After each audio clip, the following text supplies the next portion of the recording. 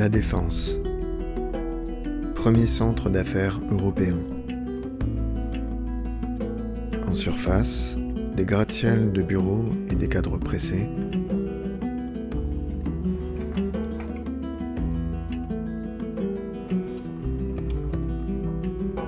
Des galeries commerciales et des consommateurs zélés.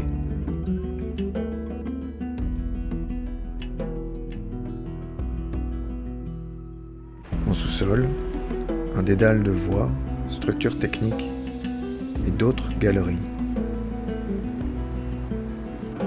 Cette configuration particulière attire ici de nombreuses personnes en grande précarité, trouvant subsistance le jour en surface et refuge la nuit en sous-sol. C'est au cœur de ce temple d'une modernité contrastée, à la croisée des mondes, qu'a ouvert en novembre 2021 un lieu singulier, la salle à manger. C'est un restaurant solidaire, un lieu du beau et du bon.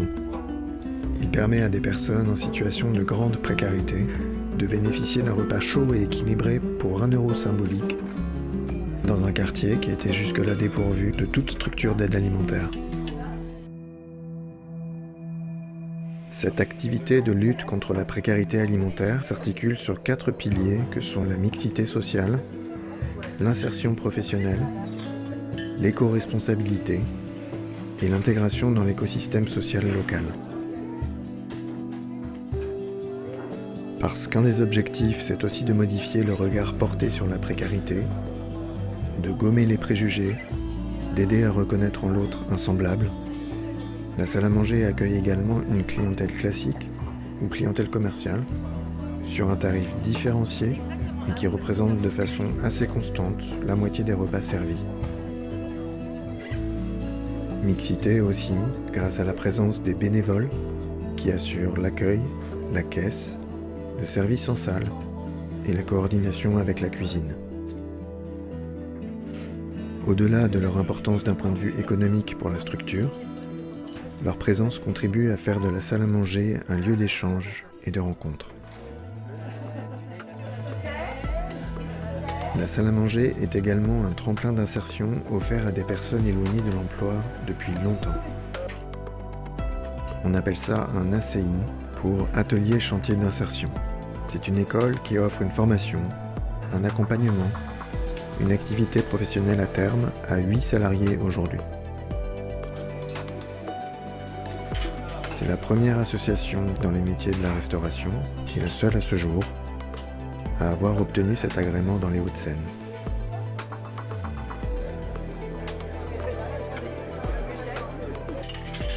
L'équipe est accompagnée et préparée à une vie d'autonomie par le binôme chef-conseillère en insertion qui travaille en complémentarité sur les aspects savoir-faire et savoir-être.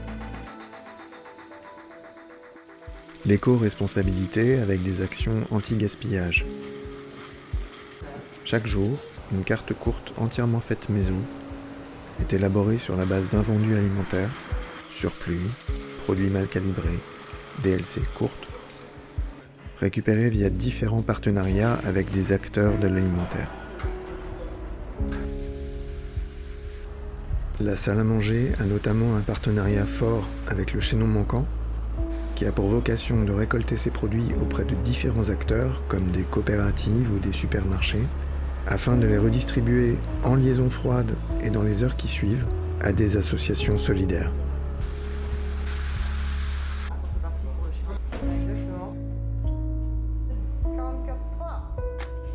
44.3. Toujours au chapitre de l'éco-responsabilité, les déchets de production sont amenés vers un tiers-lieu du secteur afin d'y être compostés.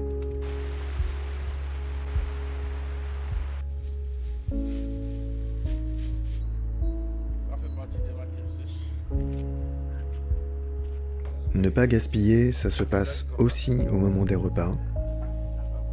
Parce que c'est bon et parce que les quantités servies sont justes, les déchets d'assiette sont réduits à un niveau très bas.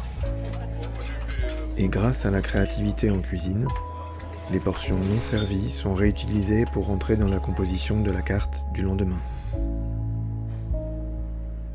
Enfin, l'orientation des bénéficiaires vers la salle à manger se fait au travers d'un partenariat fort avec les 8 structures d'accueil inconditionnel du secteur, et notamment avec la Maison de l'Amitié, association sœur et principal prescripteur du restaurant. Ces structures déterminent qui peut bénéficier de repas. Une personne éligible se voit alors remettre une carte permettant de venir prendre un repas par jour pendant 1 mois. Cette carte, nominative, peut être renouvelée chaque mois à la demande du bénéficiaire. Ce processus permet de garantir un passage régulier des bénéficiaires dans leur structure d'accueil et donc un lien avec leur référent social. Par ailleurs, les structures sociales étant généralement fermées à l'heure du déjeuner, l'accueil à la salle à manger pendant ce temps permet de créer une vraie continuité d'accueil.